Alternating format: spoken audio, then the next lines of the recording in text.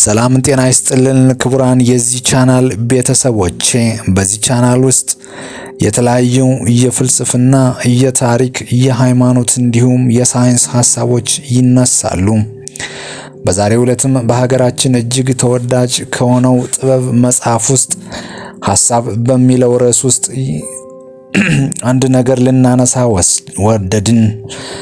ማሰብ ባትችል ማሰብ እንደምትችል እወቅ። ሰውን እንዲያስብ ልታደርገው ባትችልም ማሰብ እንደሚችል ልትነግረው ግን ትችላለን የሚለው የጥንታዊ ፈላስፎች አባባል የዚህ ጸሐፊና እምነትና መሰረት ነው። ነው የፍልስፍናውን ዓለም ጉዞ አሃዱ ብለን ለመጀመር ማሰብ እንጀምራለን።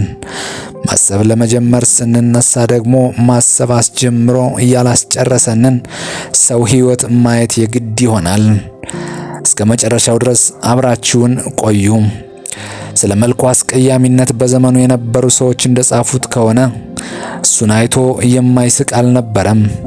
ትልቅ መላጣ ጭንቅላት፣ በላዩ ላይ ትንሽ ፊት፣ ረዥምና ቅጥ ያጣ ጺም ወዘተ የሱ የውበት መገለጫዎች ነበሩ።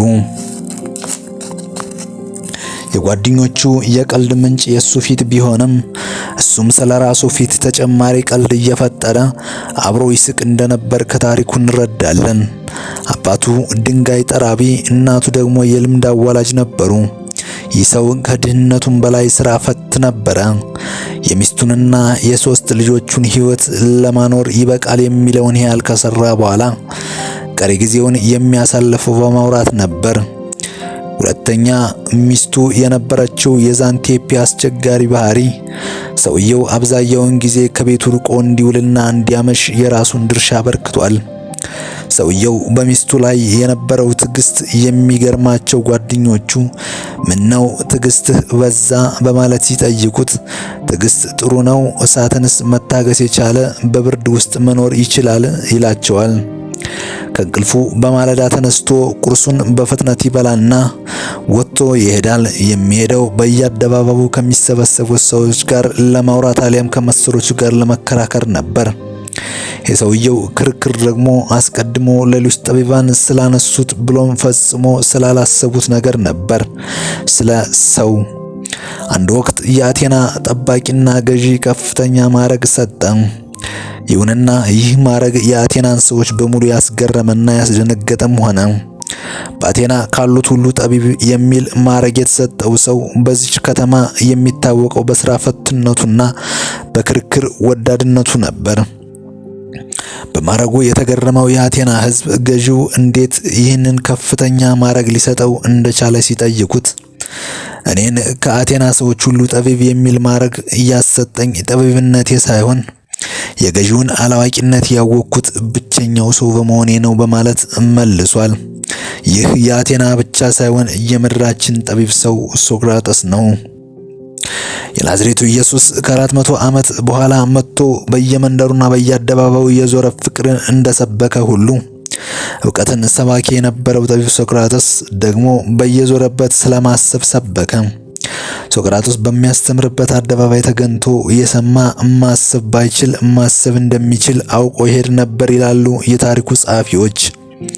አንድ ቀን ሶቅራጠስ በአቴና ከተማ ሲዘዋወር በአንዱ አደባባይ ጠቢብ ሰው ቆሞ ስለ ጽናት ወይም ካሬጅ ሲያስተምር ቁጥሩም የበዛ ሕዝብ ሲሰማው አስተዋለ። ከሕዝቡም ጋር ተቀላቅሎ የጠቢቡ ሰው ንግግር ማዳመጥ ጀመረ። ነገር ግን ብዙም ሳይቆይ ድምፁን ከፍ አድርጎ በመጮህ ጠቢቡን በጥያቄ አቋረጠው። ንግግርህን በማቋረጤ ይቅርታ ይደረግልኝና ጽናት ስትል ምን ማለት እንደሆነ ብትነግረኝ አለው። ጽናትማ ጠላትህ እየቀረበ ቢመጣም አንተ ግን ከቦታህ ሳትነቃነቅ መጠበቅ ነው በማለት ጠቢቡ መለሰ። ነገር ግን እቅድህ ከሽፎ መሸሽ ቢኖርብህስ አለ ሶቅራጠስ።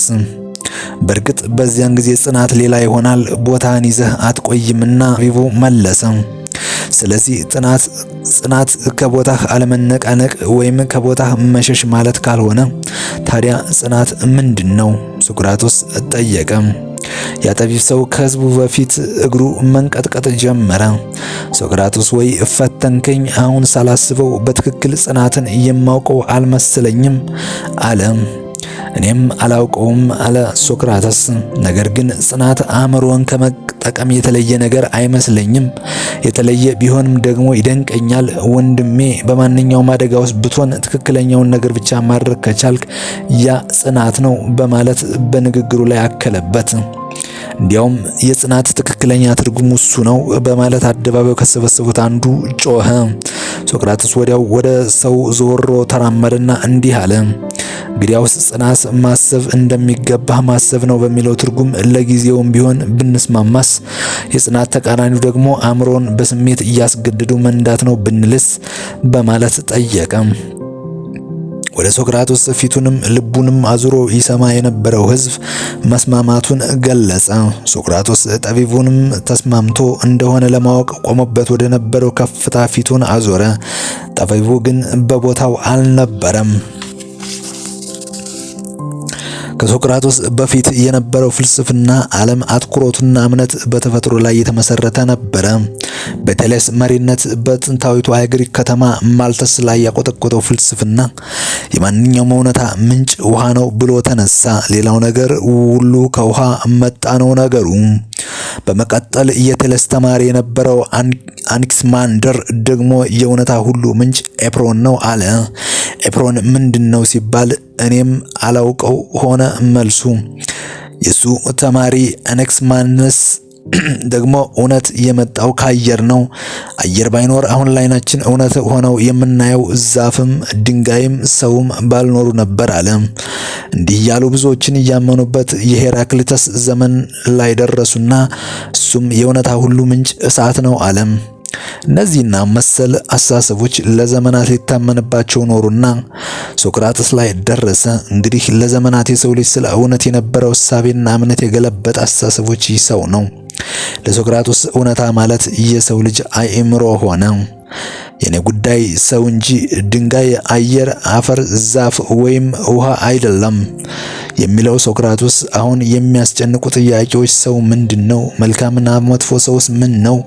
ሰው በራሱስ ምን መሆን ይችላል? ወዘተ የሚሉት ነበሩ። የመልካምነት መሰረቱ ዕውቀት፣ የክፋት መሰረቱ ደግሞ አለማወቅ ነው የሚለን ሶቅራጠስ የዕውቀት መጀመሪያ አለማወቅን ማወቅ ነው፣ ማወቅ ደግሞ ከማሰብ ይጀምራል አለም።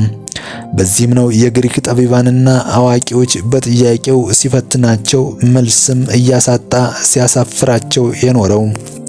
ሶቅራጠስ ሲናገር ከብዙ ጠቢባን ጋር ስነጋገር የሚገርመኝና የሚያሳዝነኝን እናውቃለን በሚል ሐሳብ የመኮፈሳቸው ሳይሆን አላዋቂነታቸውን አለማወቃቸው ነው። እኔ አለማወቄን የማውቅ ሰው በመሆኔ በእነሱ መካከል እንደ ታላቅ ጠቢብ ተከበርኩ ብሏል። እንደዚህ አይነቶቹን ሰዎችም ዕለት ዕለት በጥያቄው ሲፈታተናቸው ይውል ነበር። አንድ ቀን አንድ መምህር ወደ እሱ ሊተዋወቀው መጣ። ሶቅራጠስም ሰውየው መምህር መሆኑን ሲረዳ ለመሆኑ ለተማሪዎች አንዳች ዕውቀትን ከማካፈል በፊት የራስን አላዋቂነት ተገንዝበሃል? በማለት ጠየቀው። ከፍ ያለ ከበሬታ ለሶቅራጠስ የነበረው መምህርም በእርግጥ ምንም እንደማላውቅ አውቃለሁ በማለት መለሰ። እንግዲያስ ለተማሪዎች ሄድና ይህንኑ ንገረው አለው። አለማወቁን ለነገራቸው ጥለውኝ ቢሄዱስ በማለት ጠየቀው። ያን ጊዜ ነፃ ስለምትሆን እዚህ መጥተህ ትማራለህ በማለት መለሰለት። በሌላ ጊዜ ደግሞ በዘመኑ ከሚከበሩትና ከሚፈሩት የግሪክ ባለስልጣናት ከአንዱ ጋር በመንገድ ተገናኝተው ባለስልጣን ሆኜ ሳለ ባለስልጣን የመሆን ትርጉሙ ግን እስካሁን አልገባኝም በማለት ጠየቀው። ሶቅራጠስም ባለስልጣን ማለት የራሱን ፍላጎት መቆጣጠር የማይችል ነገር ግን የህዝቡን ፍላጎት መቆጣጠር የሚፈልግ ሰው ማለት ነው በማለት መለሰለት። ለሶቅራጠስ የዚህ ዓለም ችግር ሁሉ ምንጭ አላዋቂነት ኢግኖራንስ ነው። ለዚህም ብቸኛው መፍትሄ ደግሞ ዕውቀት ነው ይለናል። ችግሩ ግን ዕውቀት እንዴት ይገኛል? የተገኘው ዕውቀት ትክክለኛ ዕውቀት መሆኑስ እንዴት እናውቃለን? ለመሆኑ ዕውቀት ሰጪውስ ማን ነው? በማለት ይጠይቃል። አንድ ቀን በመንገድ ላይ የተዘዋወርኩ ጠቢብ ሰው መፈለግ ጀመርኩ። እግሬ እስኪነቃ በአቴና ጎዳና ሙሉ ቀኔን ዞሬ ያገኟቸው ሰዎች ብጠይቃቸው መልሳቸው ሁሉን እናውቃለን የሚል ነበር። አለማወቅን የሚያውቅ አንድ ሰው ሳላገኝ ወደ ቤቴ ተመለስኩ በማለት ሶቅራስ ሐዘኑን ይገልጻል። የግሪክ ሰዎች እኔን እጅግ ጠቢብ ያደርጉም እኔ ደግሞ የማውቀው አለማወቄን ነው።